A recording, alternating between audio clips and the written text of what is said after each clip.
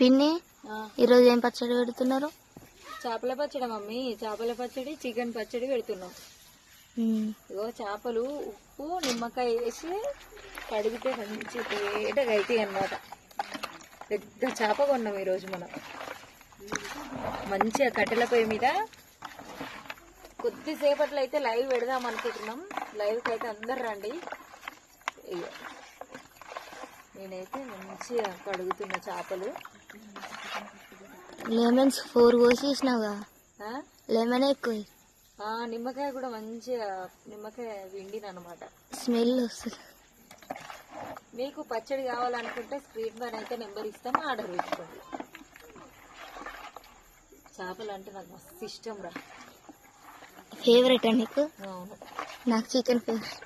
మనకు కూడా తెచ్చాం పులుసు పెట్టుకోవడానికి. నాకు కూడా తెచ్చినావా?